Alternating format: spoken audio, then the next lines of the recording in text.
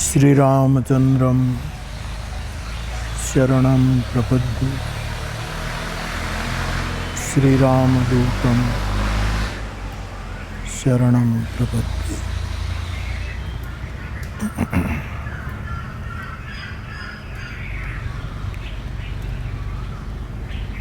बाप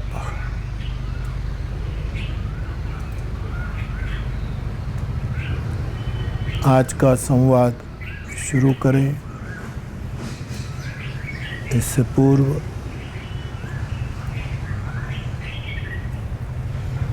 आप सभी को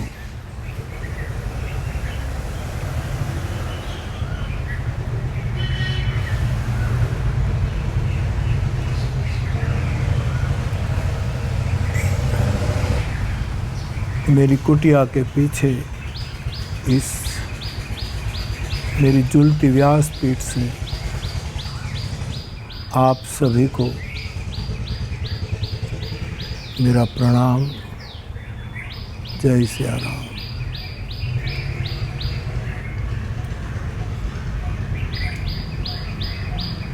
किसी मेरे फ्लावर ने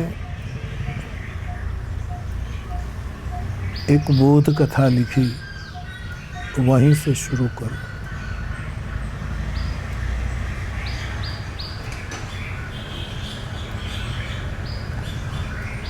एक 4-5 साल का बालक जिसके पास 1 रुपया है, सिर्फ 1 रुपया, वो बाजार में जाता है और ये दुकान के पास रुककर कहता है, आपके पास ईश्वर है? दुकानदार ने कहा, क्या मतलब? बोले, मेरे पास 1 रुपया है, मैं आपको दे दूं, मुझे ईश्वर दो। नासमझ बालक की इस बात को सुनकर दुकानदार हंस करके कहता है, बेटा, ईश्वर इतने मूल्य पर नहीं मिलते और बाजार में नहीं मिलते। तू नादान है। बालक चल पड़ा, दूसरी दुकान पर गया। वही बात, मेरे पास 1 रुपया है, मुझे ईश्वर लेना है, दो। उस दुकानदार भी इस मासूम बालक की बात सुनकर मुस्कुरा देता है, बेटा, ईश्वर नहीं मिलता। लेकिन इस बालक ने अपना प्रयास नहीं छोड़ा। तीसरी दुकान, चौथी दुकान, 5वीं, 6ठी, 7-8 दुकानों पर यही बात रखता है और स्वाभाविक है, सब उसको हंसी मजाक में लेकर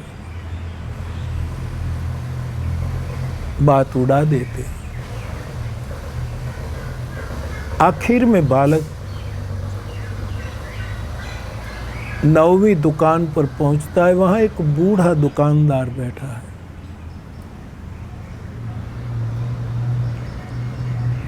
प्यार से बालक को बुलाया, बेटा, क्या चाहिए? बोले, मेरे पास 1 रुपया है, मुझे ईश्वर चाहिए। पहले तो बूढ़ा भी बालक की इस मासूमियत और नादान निखालस हृदय की बात सुनकर इसके आंख के कोने बिक गए। क्या निर्दोषता है।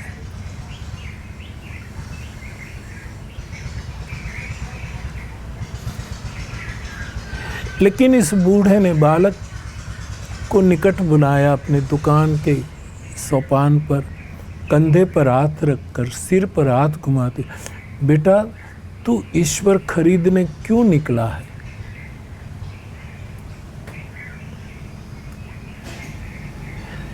कहा मेरे पिताजी बहुत बीमार हैं।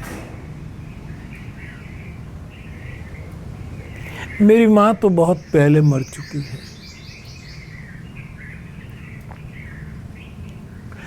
एक पिता का आश्रय मुझे है। ये दोनों का दाम्पत्य बहुत प्यारा था। मैं तो 5 साल का, लेकिन मैं देखता रहा।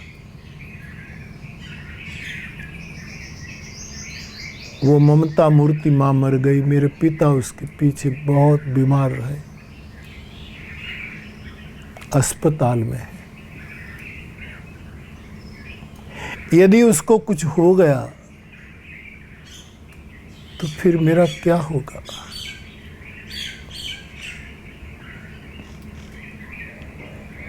मैंने डॉक्टर को पूछा, डॉक्टर साहब मेरे पिताजी बच नहीं सकते? बोले बेटा हम क्या कहें, तू छोटा है, कैसे समझाए। अब उसको ईश्वर ही बचा सकता है।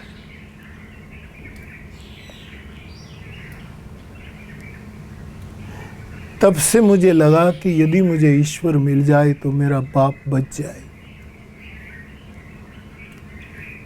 मेरे पास 1 रुपया, मैं निकल पड़ा। हर दुकान पर मैंने ये बातें रखी। किसी ने समझाया, किसी ने हंसी मजाक में बात उड़ा दी। मैंने मेरी यात्रा शुरू रखी, आप तक पहुंचा हूं। आपने इतना वात्सल्य से मेरी बातें सुनी।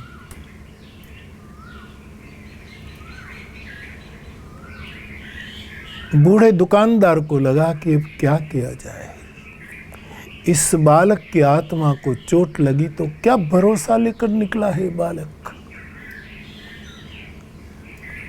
दुकानदार ने कहा बेटा रुपये में ईश्वर तो नहीं मिलता, लेकिन मैं तुम्हें एक शुद्ध, एक छोटी सी बोतल जो 1 रुपये में पानी भरी बोतल बेची जाती है, वो मैं पानी दूं तुम्हें। तेरे पिता को ये पानी पिलाना, ठीक हो जाएगा। दुकानदार भी बड़ा साहसी रहा होगा, बड़ा साहसी रहा होगा। बालक बहुत प्रसन्न हो गया, जल लेकर दौड़ा, अस्पताल आए। पिताजी निकट बुलाकर बाप ने सिर पर हाथ रखा। पिताजी ये जल पियो, आप ठीक हो जाओगे।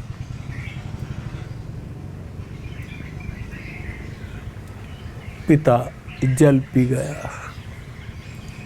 आज उसका आखिरी ऑपरेशन था।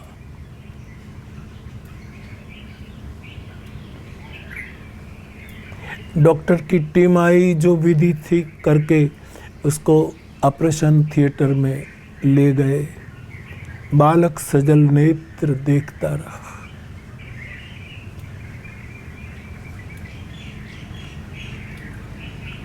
दो घंटे के बाद डॉक्टर बाहर आए, बालक को कहते हैं बेटा तेरे पिता का ऑपरेशन सफल हो गया है।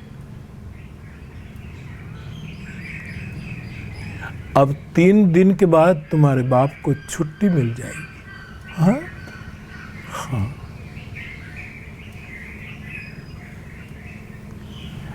ऑपरेशन के बाद इस बालक के पिता को इस कमरे में लाया गया। 3 दिन बीते, बिल्कुल ठीक हो गया।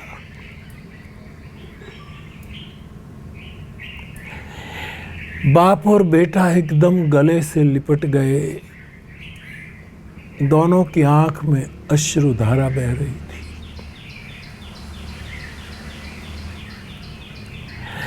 इतने में एक नर्स आई कि ये बिल ऑपरेशन का और इतने दिनों का जो सारवार का। बूढ़े ने बिल देखा तो कांप गया। ओ इतना खर्च, ये बिल मैं कैसे चुकाऊंगा। प्रसन्नता विषाद में एक क्षण में पलट गई। बालक बाप का मुख ताकता रहा, क्या है? लेकिन नीचे एक नोट लिखी थी, इस बिल के पीछे पीछे देखिए, ऐसा लिखा था। इस बाप ने पीछे देखा तो लिखा,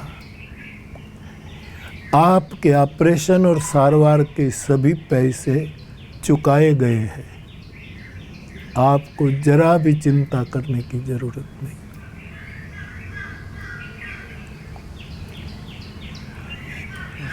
और ये पैसे चुकाने वाला एक वृद्ध दुकानदार था, जिसने आकर के चुका दिया। और लिखा था कि वडील, यदि आपके मन में ये बिल चुकाने वाले के प्रति धन्यवाद का भाव उठे तो धन्यवाद मुझे मत देना, आपके बालक को देना, क्योंकि आप स्वस्थ हो गए हैं बालक के 1 रुपये के कारण।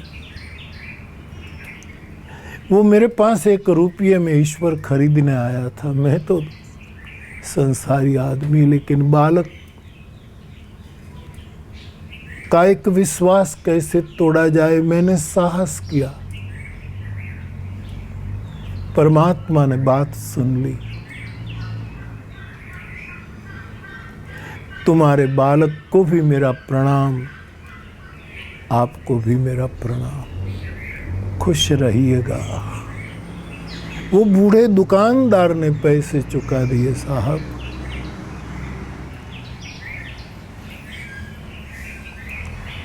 भरोसो दृढ़ इन चरणन के।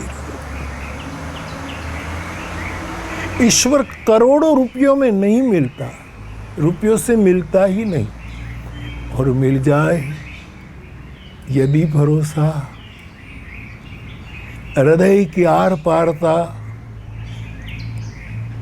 मन बुद्धि चित्त अहंकार की बिल्कुल निर्दोषता, ये बिल्कुल कंवारी आंखें और इन आंखों से टपकते अत्यंत पवित्र जल बिंदु यदि हमारे पास है तो ईश्वर रुपये में भी मिल सकता है। मेरे एक फ्लावर ने ये वार्ता मुझे लिखकर भेजी थी, इसीलिए मैंने आपको ये सुनाई। बाप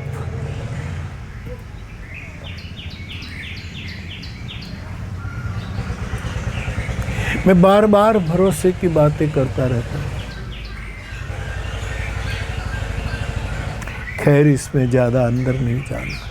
आज मैंने सोचा, ये तो मेरे स्मरण में आई ये कहानी जो भेजी गई।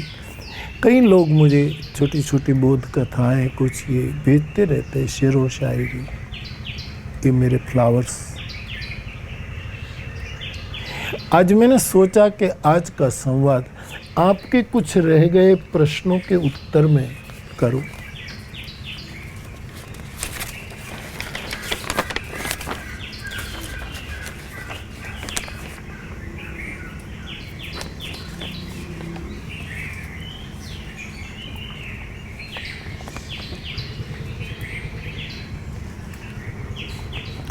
बापू,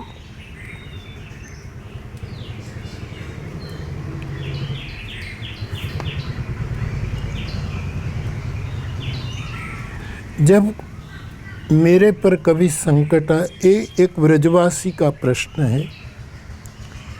आपकी व्यास वाटिका का एक फ्लावर, नाम नहीं लिखा है, एक ब्रजवासी।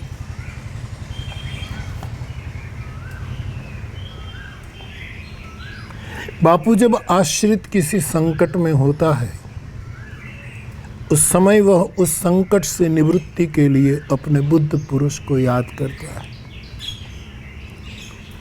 उनकी छवि के आगे या मानसिक दर्शन करते हुए उस संकट के निवारण के लिए अपने बुद्ध पुरुष से रोकर कातर होकर प्रार्थना करता है।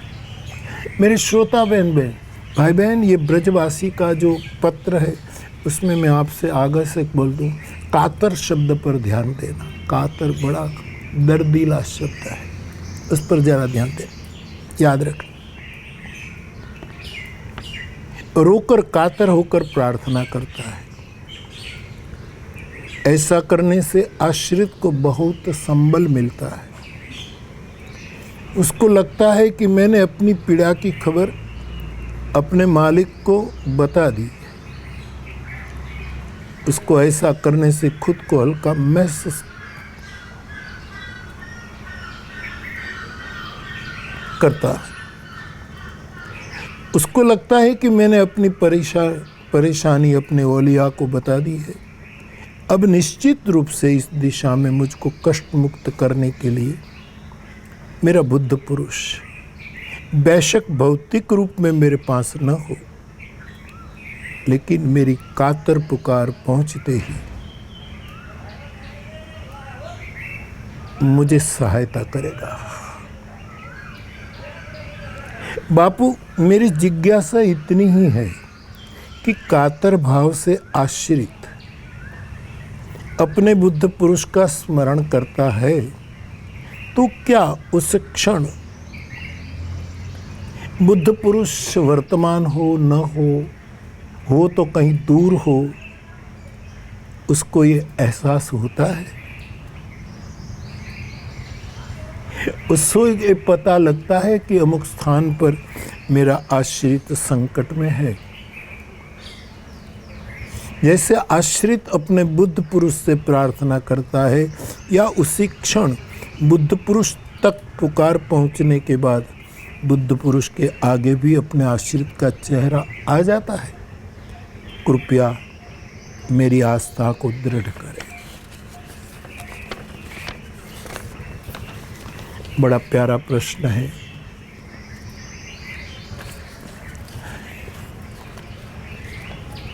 एक दिन की कथा का पूरा सामग्री है, यानी राम कथा जब 3.5 घंटे की होती है तब। अब ब्रजवासी,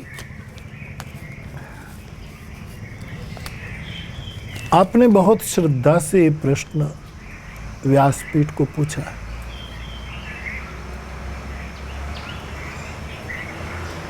मैं छोटा सा जवाब दूं, इसका प्रत्युत्तर कोई बौद्धिक समाज कबूल नहीं कर पाएगा। लेकिन कातर भाव से यदि हमने हमारे बुद्ध पुरुष को पुकारा और ये बुद्ध पुरुष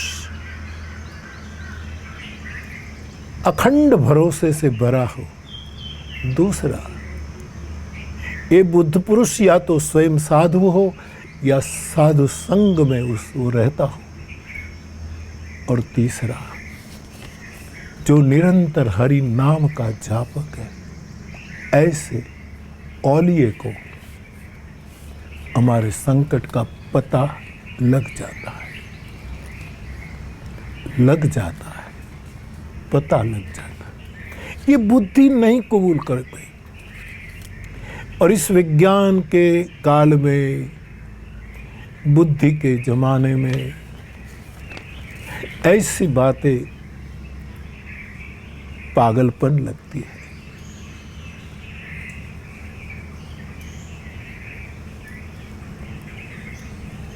मेरा खुद का एक अनुभव कहकर आगे बढ़ूं, आपको विशेष तसल्ली हो जाएगी।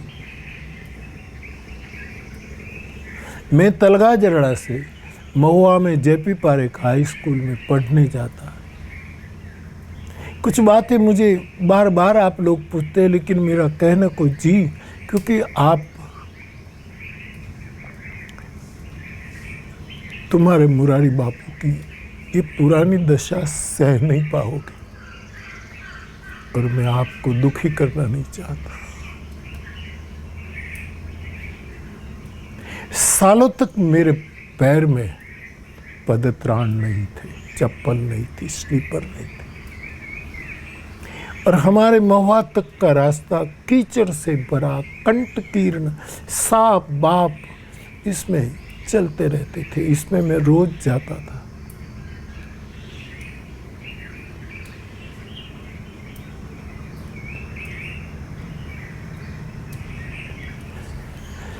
मेरे पैर में एक बहुत बड़ा शूल लग गया, कंटक लग गया। ये हम कभी कभी हम साथ में होते, हमारे त्रिकमदास बापू, छगन बापू, जो हम साथ में बढ़ते थे, हमारे गांव वाले, बिलक बिलक श्रेणी में, लेकिन हम जाते थे साथ में स्कूल। ये एक दिन ऐसा था जब ये मुझे कुछ देर हो गई थी जाने में, ये लोग जल्दी निकल गए थे। कारण तो मुझे याद नहीं कि क्यों देर हुई, क्योंकि मैं समय पर स्कूल पहुंचने वाला छात्र था।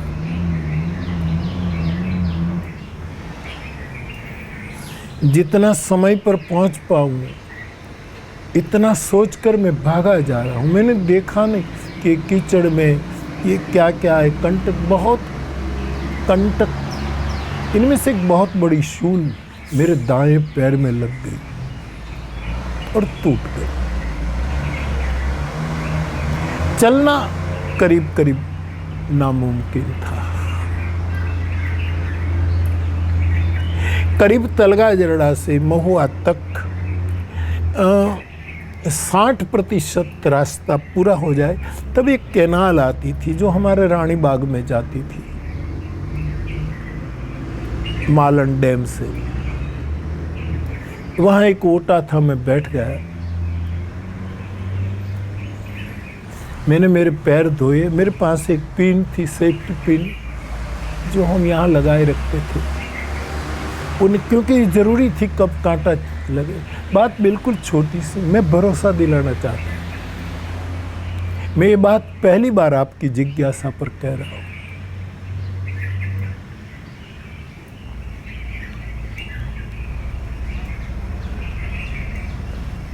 मैं बैठा, ये मुझे आदत भी थी कांटा निकालने की, लेकिन ये कांटा बहुत अंदर चला गया था, कभी 1 इंच अंदर था।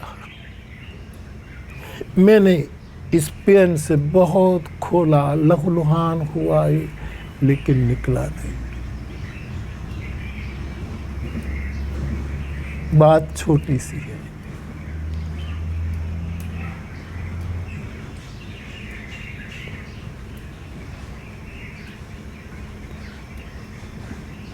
उस समय दादाजी तो नहीं थे।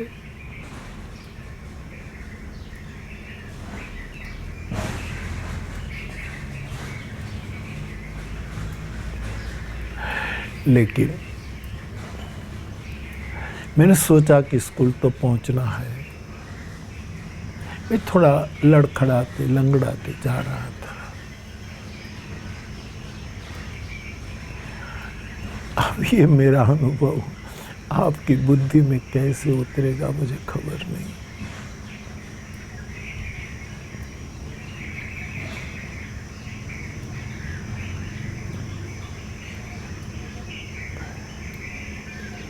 मुझे एक आवाज आने लगी कि कहा कि आज स्कूल न जा, लौट जा।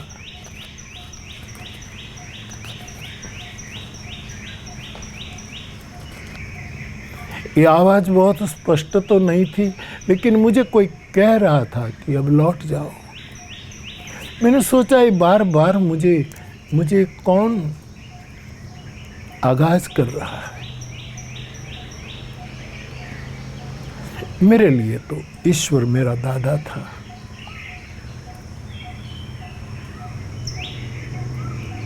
माता पिता थे। मैं, मेरे भाई बहन लौट गया।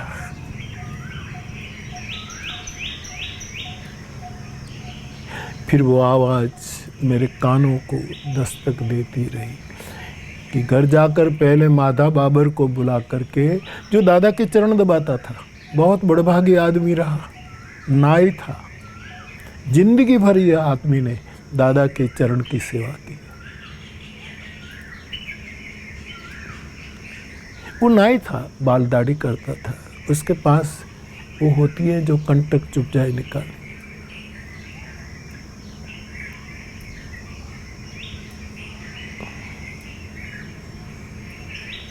ऐसी बातें आप कहेंगे कि ये गैलछा है, ये क्या बात है, लेकिन आप जो समझो।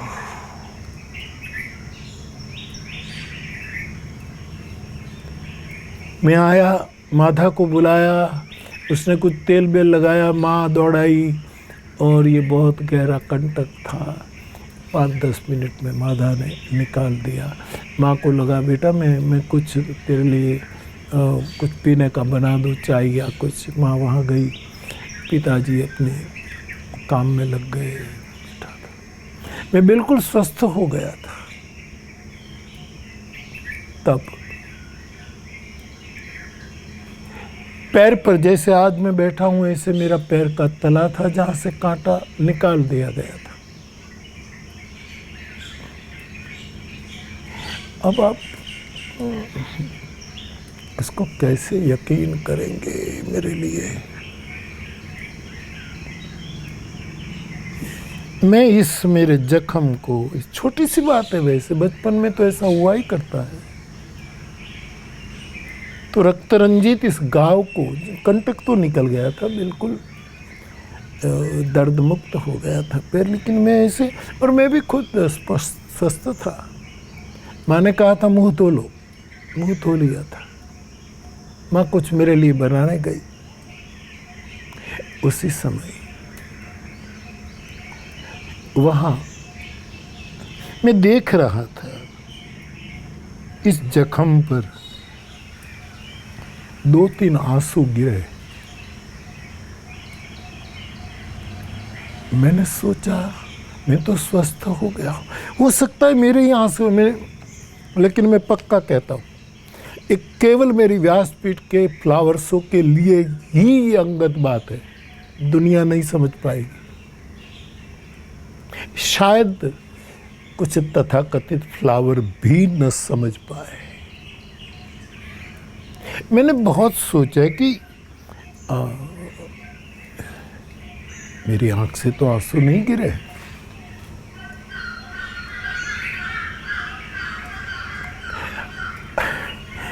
खबर नहीं।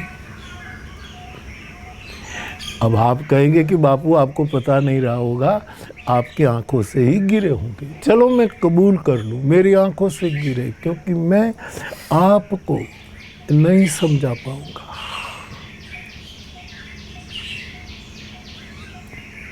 एक शेर था, मैं भूल गया,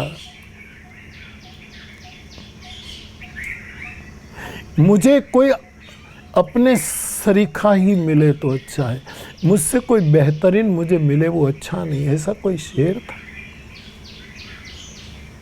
जो समझ सके इससे बात होती है। चलो छोड़ो ये रहस्यमय बात है।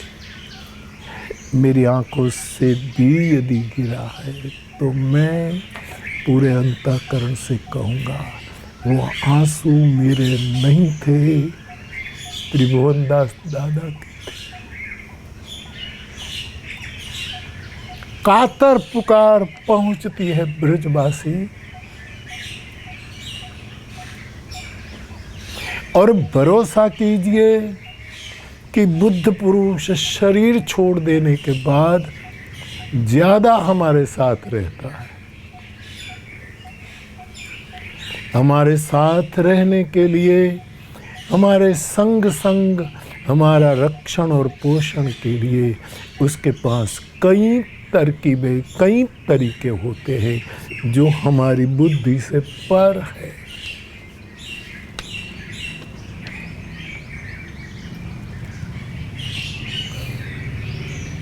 मेरे जीवन के कुछ 4-5 अनुभव ऐसे कभी अवसर आते सुनाऊंगा,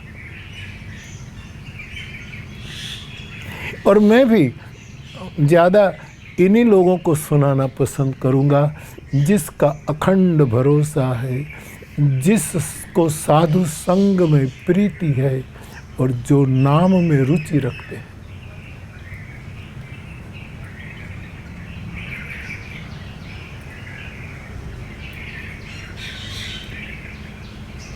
क्योंकि जिसको एक बार अनुभव हो जाता है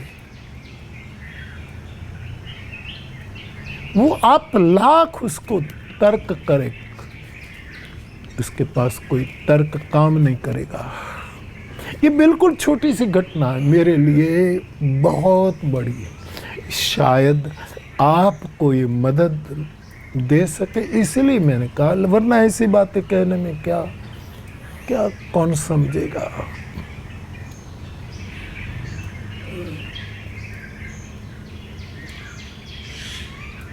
जिसको गुरु की लौ लग गई है, जिसको अपने ओलिये में अपना मन बुद्धि चित्त अहंकार घुल गया है,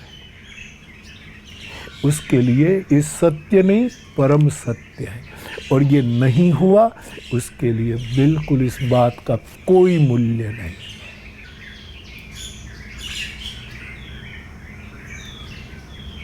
एक दूसरे संदर्भ, कल हम बुद्ध भगवान की बात करते थे ना बाप,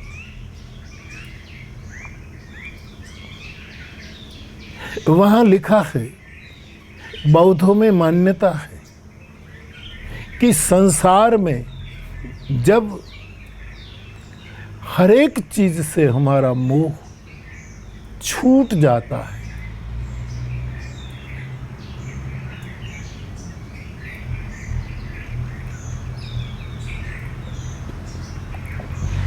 दुनिया में हमारा मोह छूट जाता बिल्कुल, तो हम बुद्ध हैं। लेकिन बुद्ध में भी मोह हो गया तो हम दुन्यवी हैं, हम संसारी। इसी स्थिति में जो पहुंच गया हो, उसके लिए स्वाभाविक है। लेकिन किसको सुनाए?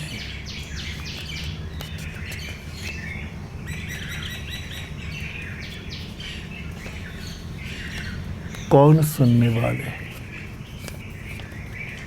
बाप, ये तो घायल की गत घायल जाने।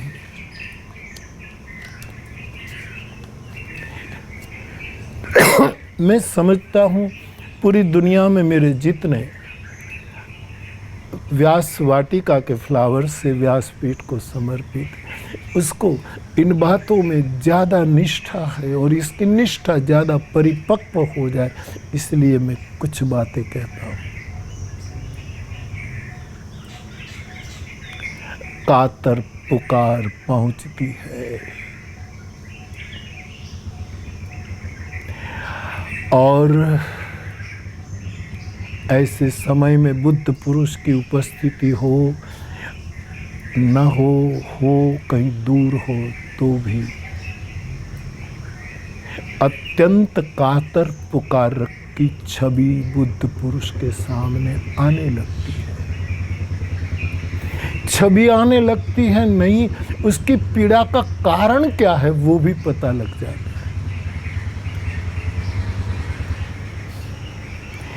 लेकिन मैं समझता हूँ इसके लिए चाहिए अखंड भरोसा। देवा वाळो नथी दुबळो, भगवान नथी रे भिखारी, अखंड रोजी हरिना हाथ में।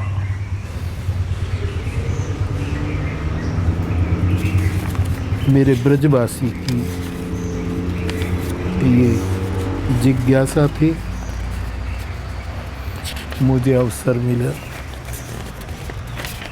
मेरे गुरु की महिमा गाने का। एक और जिज्ञासा, बापू में हर महीने वृंदावन में बांके बिहारी जी को अपने सदगुरु का प्रणाम करने जाता हूँ। यही मेरी छोटी सी गुरु सेवा है। इस संकट के समय में यह शायद संभव ना हो पाए। क्या ये नियम से चूक मानी जाएगी? मन को कैसे समझाऊं?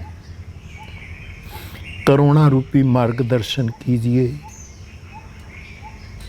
आपका फ्लावर प्रवीण, दिल्ली से।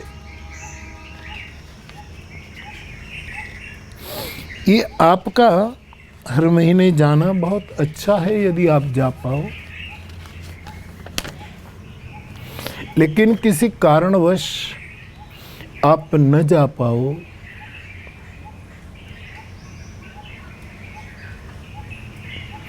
तो अपने मन में जाकू तुझे हो जाए तेरा दीदार मुझे। जरा भी गिला, जरा भी पीड़ा महसूस करने की जरूरत नहीं। मैं मेरे व्रत को नहीं निभा पाया, इसका एक दर्द, इसकी एक पीड़ ही तो व्रत का फल है। क्यों अपने आप को कोसते हो प्रवीण? आपकी सेवा बांके बिहारी कबूल कर लेगा।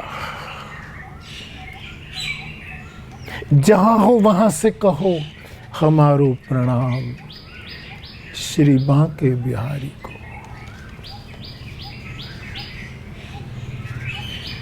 मोर मुकुट हाथी तिलक विराजे,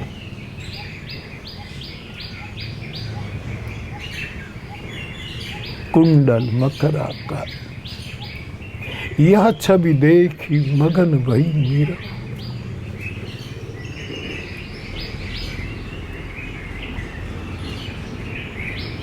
प्रेम से प्रकट होता है परोक्ष अपरोक्ष। अपने मन को कोसना मत, आपकी सेवा बांके बिहारी तक पहुंच ही जाती।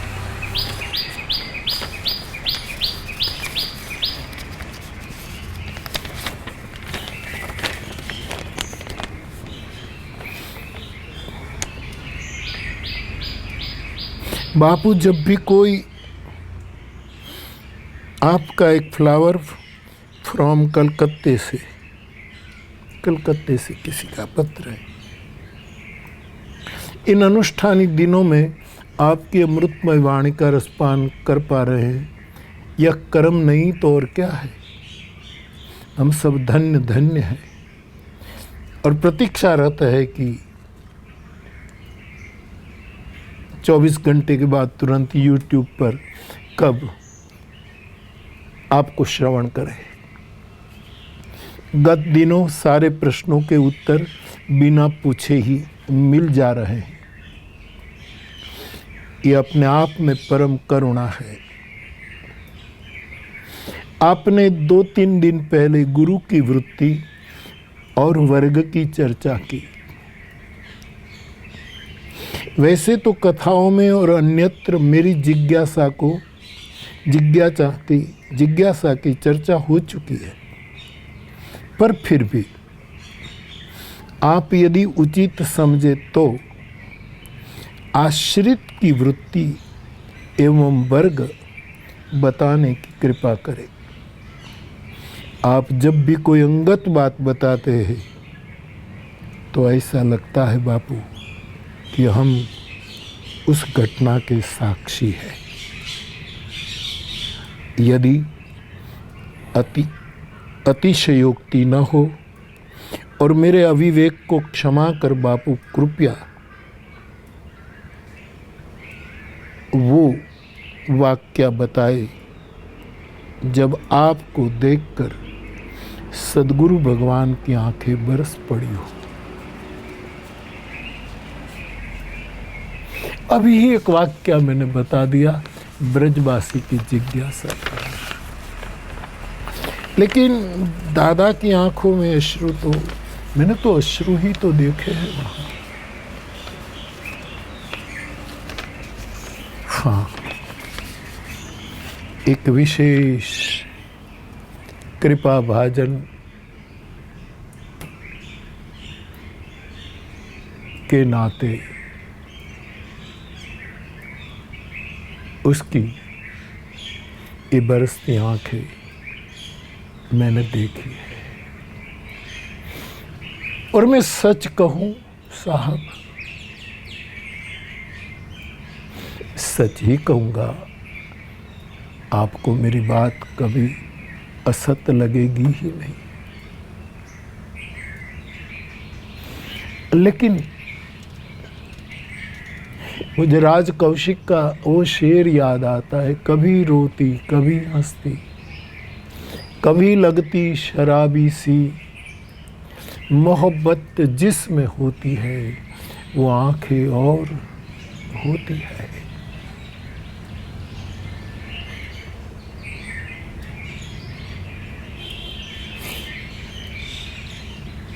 ये आंखें जो देखी है दादा की, अमृत माँ की तो बहुत याद नहीं, लेकिन सावित्री माँ, प्रभुदास बापू, तब ये गाने के लिए नहीं सावी तो गा लेता हूँ, ये मॉडर्न है इसलिए मॉडर्न चीज़ का उपयोग कर। बाकी मैं तो बिल्कुल इसी अवस्था से गुजरा कि तेरी आंखों के सिवा दुनिया में रखा क्या है।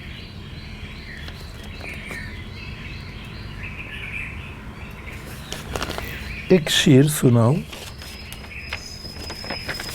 बड़ा प्यारा है।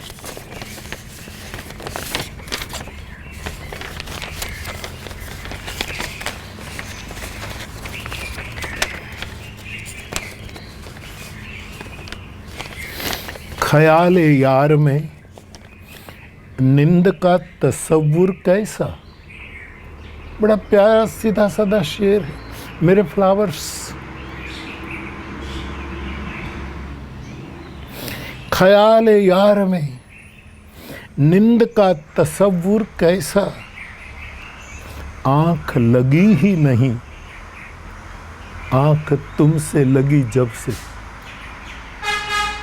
आंख लगी ही नहीं, नींद आई ही नहीं। ख्याल यार में नींद का तस्वुर कैसा, आंख लगी ही नहीं, आंख लगी जब से। तेरे से आंख जब से लग गई तब आंख कहाँ लगी। अब ख्याल यार में नींद का तस्वुर कैसा।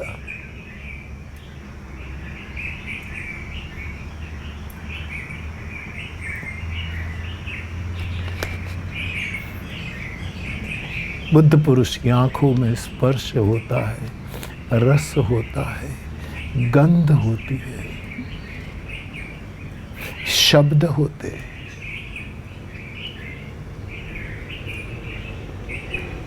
एक प्रकार का नूरानी रूप होता है, रस होता है, गंध होता है। जिनको ये आंखें मिल गई उसको जीवन में पांखों की जरूरत नहीं, वो अपने आप उड़ान भरता है।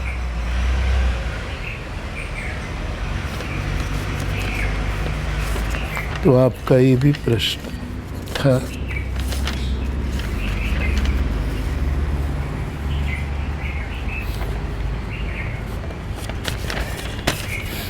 एक प्रश्न ये भी 2-3 दिन पहले थे कि बापू जोड़िया धाम में गीता विद्यालय में विराग मुनि थे, वो तो गए, अब हमारे योगेश बापा शास्त्री जी भी चले गए।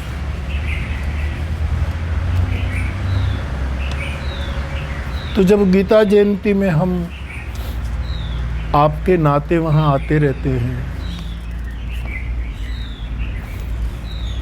तो वहाँ 3 ग्रंथ की पूजा होती है, श्रीमद् भागवत, गीता और रामचरितमानस। हाँ बिल्कुल। विराग मुनि जब इस नाम धारण नहीं किया था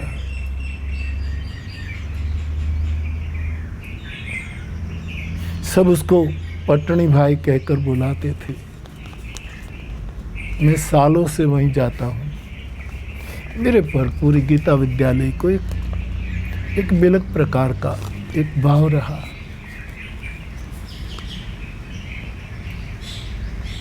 हमारी एक बार चर्चा हुई थी कि गीता जयंती में किन ग्रंथों की स्थापना। मैंने कहा देखो ये गीता विद्यालय है, मूल में भगवत गीता है तो वो तो है ही, और फिर साथ साथ कथाकार आने लगे तो ज़्यादातर कथाकार श्रीमद् भागवत के, मानस के, हाँ शिव पुराण के भी आज कथाकार हैं, देवी भागवत के भी कई विद्वान कथाकार, अन्य ग्रंथों के भी। लेकिन हमारे यहाँ बहुधा श्रीमद् भागवत और श्रीमद् राम कथा, रामचरितमानस की कथा, तो उस समय ये हमारा निर्णय हुआ था कि हम 3 ग्रंथ रखें।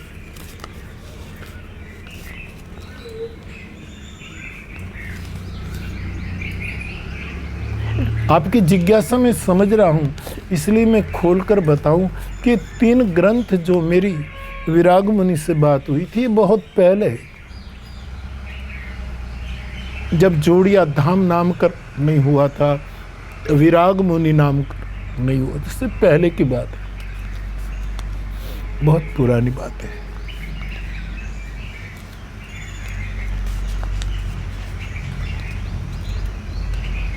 तब मैंने कहा था कि तो मुनि जी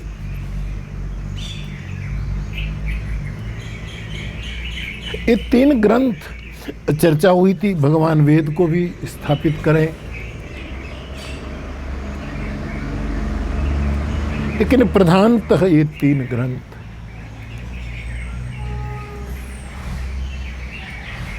ये प्रस्थानत्रयी,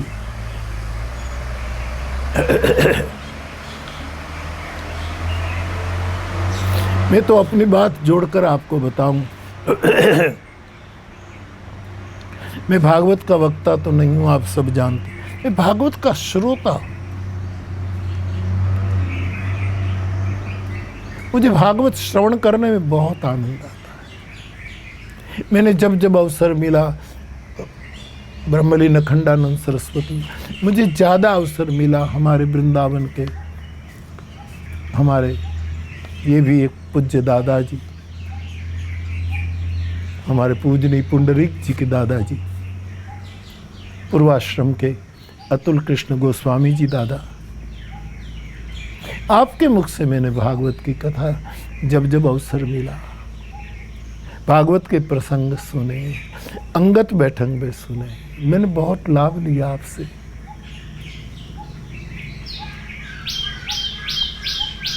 जहाँ भी भागवत की कथा होती है मैं जाता हूँ, सुनता हूँ। देहातों में होती है, मुझे बुलाते हैं, लोग राजी होते हैं, लेकिन मैं जाता हूँ, मुझे कुछ न कुछ भागवत श्रवण से नई बात मिलेगी, विशेष बात मिलेगी मेरे आंतर प्रकाश के लिए। तो मैं भागवत का तो श्रोता हूँ, वक्ता तो नहीं, और मानस का वक्ता हूँ। यस, मानस का वक्ता।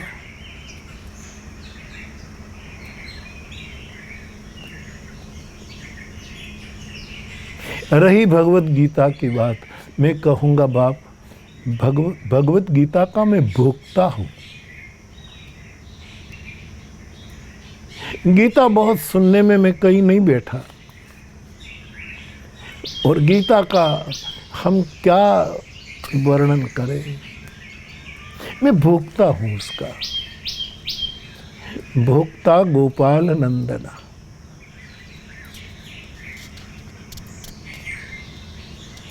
दूसरी बात कहूँ बाप, भगवत गीता सत्य है, परम सत्य है, याद रखना। श्रीमद् भागवत प्रेम है, याद रखना, परम प्रेम है।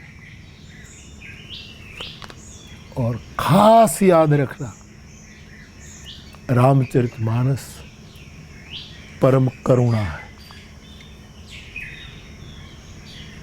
इसका मतलब गीता में करुणा और प्रेम नहीं, ऐसा मत समझना। इसका मतलब भागवत जी में सत्य और करुणा नहीं, ऐसा मत समझना। इसका मतलब रामचरितमानस में सत्य और प्रेम नहीं, ऐसा। ये तीनों का जो प्रधान नाद है, मेरी समझ में भगवद गीता परम सत्य है, श्रीमद् भागवत परम प्रेम है और श्रीमद् रामचरितमानस परम करुणा है। जाकी कृपा लवलेश ते मतिमंद तुलसीदास हूँ, पायो परम विश्राम राम समान प्रभु नाई कहूँ। मैं बोलते बोलते पूरे मेरे संवाद में 2-3 बार इधर देखता हूँ। प्रश्न इसका भी आता है कि बापू एक क्षण के लिए आप वट की ओर क्या देखते हैं। वट के पास हमने मेरी कुटिया के पीछे की दीवार पर घड़ी लगवा दी है, तो मैं वहाँ देख लेता हूँ कि ज़्यादा समय तो मैंने आपका नहीं ले लिया।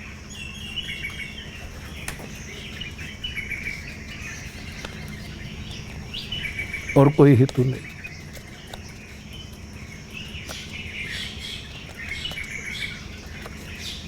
तो बाप, ये आपकी जिज्ञासा थी, उसका थोड़ा जो बैकग्राउंड है, जो उसके पीछे की भूमिका है, सो मैंने आपको बता दी।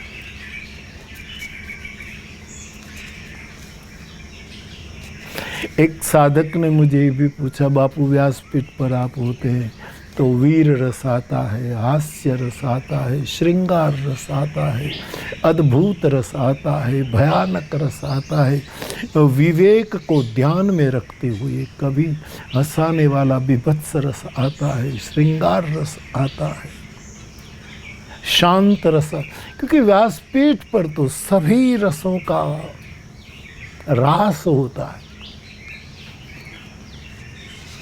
जब से आप इस जुलती व्यासपीठ से बोल रहे, तब केवल एक करुण रस ही बरस रहा है।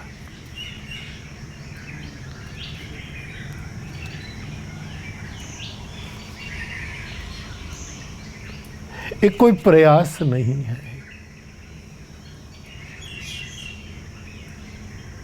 ऐसे ही भरोसा लिए बैठा हूं। देश और दुनिया पर आई विपत्ति जल्दी खत्म हो, फिर सबके चेहरे पर मुस्कुराहट आए।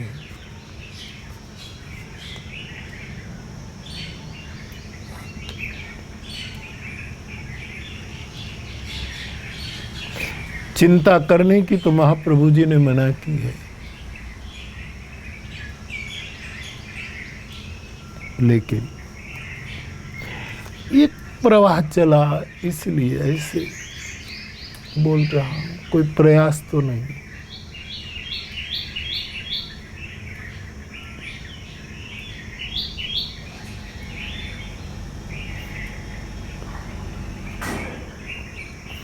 जो जिस स्थिति से हम गुजर रहे हैं, हम जीव हैं, मैं समझ रहा हूं बाप, क्या ढाढ़स दूं, क्योंकि सबकी अपनी अपनी अवस्था होती है। लेकिन जो स्थिति है उसका स्वीकार करते हुए, धैर्य रख करके, परम तत्व के चरणों में भरोसा रखते हुए, हम इन अनुष्ठानी दिनों में तपस्या करें।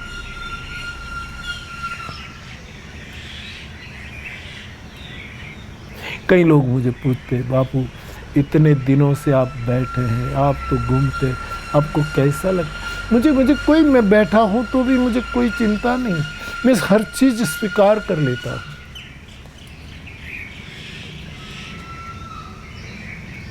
नहीं जाना है, नियम निभाना है। मैं निकल पड़ूं तो मेरा दृष्टांत लेकर सब निकल पड़ेंगे। मैं यहां बैठे बैठे, आपने पूछा नहीं फिर भी कह दूं, मैं आज कितना दिन हुआ खबर नहीं, 50 दिन तो हो गए होंगे जितने हुए हैं। 22 तारीख से मैं यहाँ बैठा हूँ।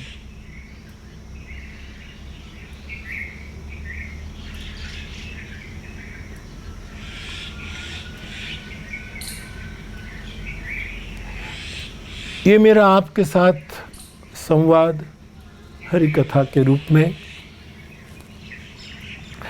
फिर जो सहज होता है करता रहता हूँ। ज़्यादा समय है तो जो सहज होता रहता है।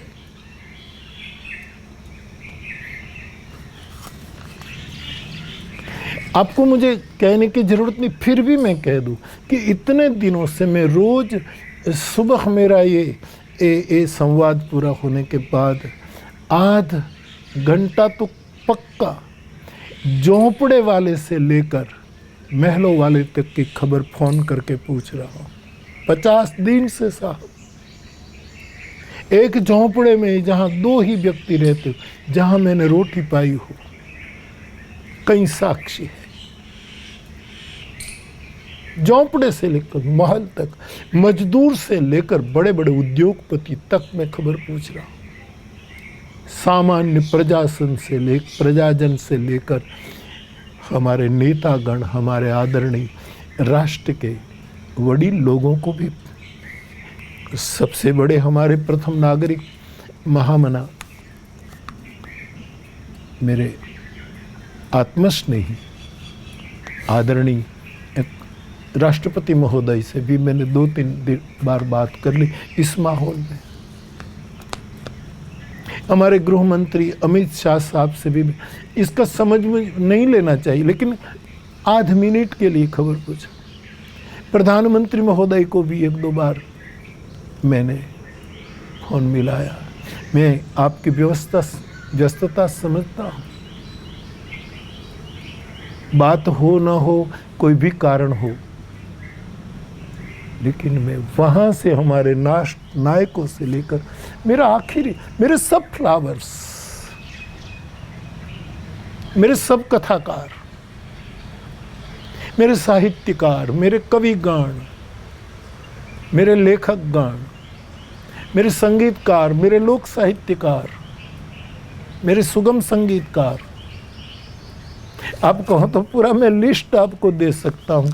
कोई वर्ग छूट न जाए, ये मेरा स्वभाव है, सहज इतने दिनों से कर रहा हूं।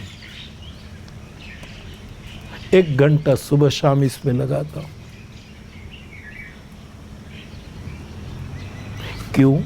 आपको बताने के लिए नहीं, मेरी आपसे मोहब्बत है। इस संकट के समय में आप सब कैसे हो, एक बार मैं जान लूं आप कैसे हो। दूसरा वाक्य होता है, घर में रहिएगा, नियम निभाना, हनुमान जी आप सबकी रक्षा करें। और बहुत भरोसे के साथ मैं कितना कर सकता हूँ, लेकिन फिर भी कहता हूँ, कोई काम हो तो तुम्हारे बापू को बता दो।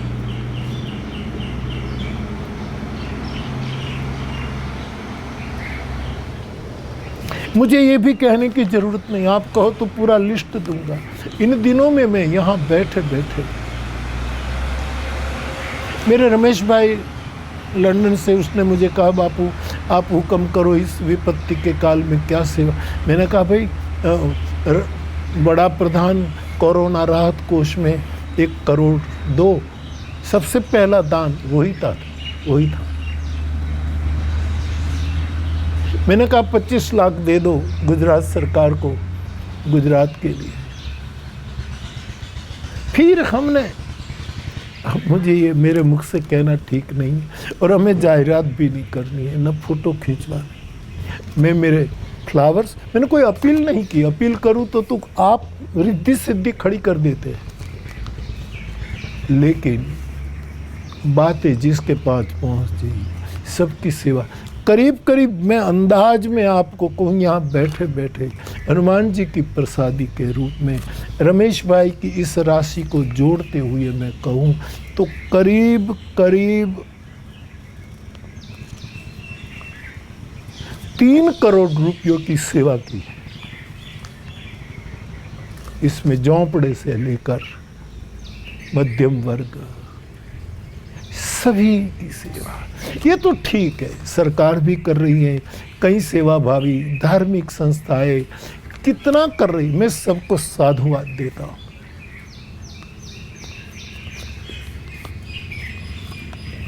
लेकिन यहां बैठा हूं स्थिति को स्वीकार करके और सबसे की हालचाल पूछता हूँ। आप मानोगे, आध घंटा सुबह, आध घंटा दो शाम को, यदि मैं 15-15 कॉल करूं तो रोज के सरेराश 30 कॉल हो जाएंगे, और 50 दिन के 30 मिलाकर करो तो कितना होता है? 50 दिन का गिनो, रोज का 30 कॉल, 1500 होगा। 1500 2000 कॉल में कर चुका। मेरे झोपड़े से लेकर उसको ऐसा न लगे। मैं क्या कर सकता हूँ? मैं खबर पूछूं, बेटे सब ठीक हो? कल एक झोपड़े को, वो पति पत्नी एक बच्चा, मैं अक्सर वहां रोटी पाता हूं। मैंने पूछा, कुछ नहीं उसके पास, फिर भी उसने क्या कहा, बापू रोटी खाने के लिए कब आओगे? कब आओगे? कब हम आपको मिलेंगे इस वातावरण? ये मेरे में उससे कहने का मेरा मतलब है, मैं आपसे मोहब्बत करता हूं, पूरी दुनिया से मोहब्बत करता हूं। स्थिति को स्वीकार कर लेता हूं। अच्छा है जो भी है। जे गमे जगत गुरुदेव जगदीश ने, ते तणो खरखरो फोक करवो, आपणो चिंतव्यो अर्थ कई नवसरे, उगरे एक उद्वेग धर्म।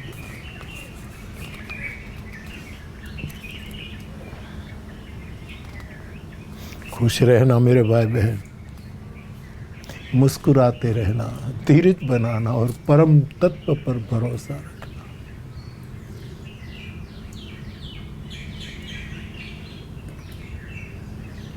एक छोटी सी मुल्ला नसरुद्दीन की हास्य की बातें सुनाकर आज की हरि कथा पूरी करूं। मुस्कुराना। शायद कभी ओशो जी की कोई मैगजीन में सुनी हो, या किसी ओशो के भक्त ने सुना, या कहीं पढ़ी हो, मुझे याद नहीं है। लेकिन मुल्ला नसरुद्दीन को बहुत स्थापित तो ओशो ने किया। कहते हैं मुल्ला नसरुद्दीन एक दिन अपनी पत्नी से कहता है कि घर में पनीर है?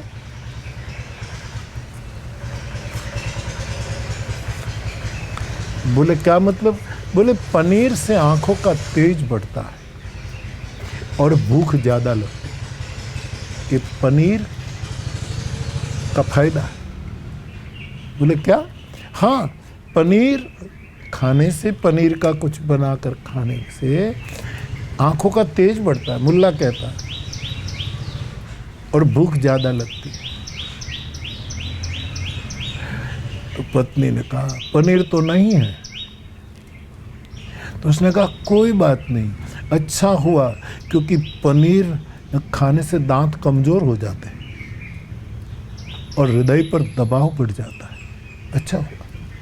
पत्नी ने कहा अभी 1 मिनट पे कह रहे कि पनीर से भूख लगती है, आंखों का तेज बढ़ता है। मैंने कहा पनीर नहीं है तो आप कहते दिल पर बोझ पड़ता है और दांत कमज़ोर हो जाते। दोनों में से सच क्या?